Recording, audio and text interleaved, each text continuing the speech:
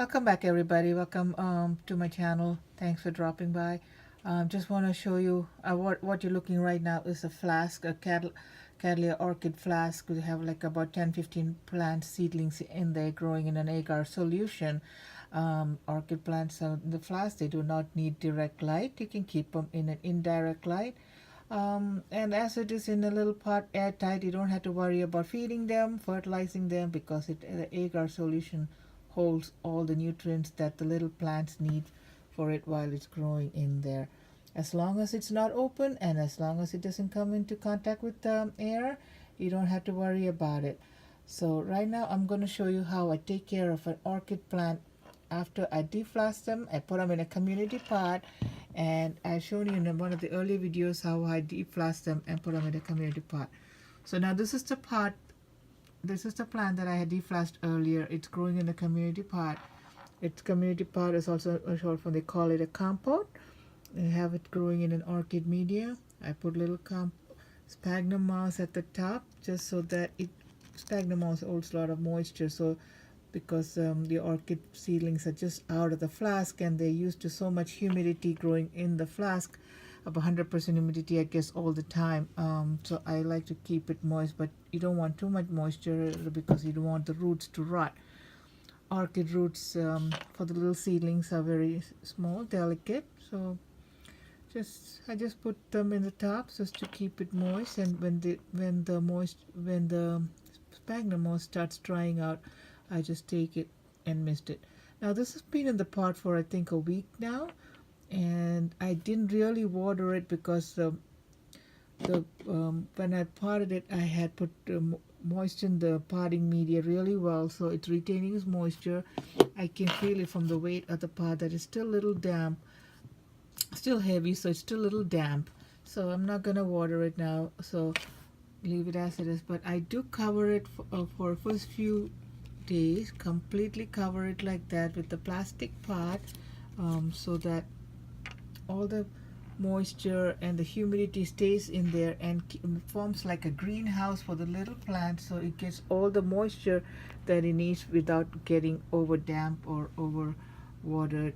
So I keep it like that for the first few days, at least a week, and let it be. I don't do anything. I keep it in a shaded area so it doesn't get too hot, because you remember it's a very small area. If it gets too hot, it'll get overheated in there, and it could even burn and damage the little seedlings. They're very delicate at the stage. So keep them like this for a few days, and then every so often I would just open up a little bit. I'll take a peek in there, make sure everything is okay, and let the little air, put it right in front of a small fan, not to just to get a little air blowing in there. And then I put the lid back on it. I'm going to keep it like this for a few days. Every day, then I'll open it, put the lid back on, open it, put the lid back on. Just keep doing it till the plant gets used to the media and starts growing in there properly. Some people like to spray hydrogen peroxide every so often, but I don't see any need to do it right now, because they seem to be doing really good in there. If I see any rot or anything, then maybe I will spray it, but right now they're doing okay. As far as light goes for this one, because it's like I said, you don't want it too in direct sunlight, or keep it away from direct sunlight. Keep it like right now I have it under a grow light, so I put it towards the side so it doesn't get direct light. Fertilizer, they're very young, they're very delicate roots at this time, so I did not even fertilize it. I won't even fertilize it for a month or so. Even if I'm doing fertilizing it, I'm gonna put like very little fertilizer, very low dosage to the recommended amount, very little. That's about it. If there is anything else, if I could remember, I'll add on to it. But right now, they're all doing good. So one thing you have to remember is they do need a lot of drainage at the bottom. So I lift the pot up. So you see this has little holes at the bottom. You can add more holes if you want. Then it'll dry out really good. But I didn't make any holes. But this one is an orchid clay pot that has a lot of holes on the side. So I do water this plant a little bit more often because the clay pots tend to dry out a little bit more often, and it's a smaller pot, so it's not able to retain much moisture.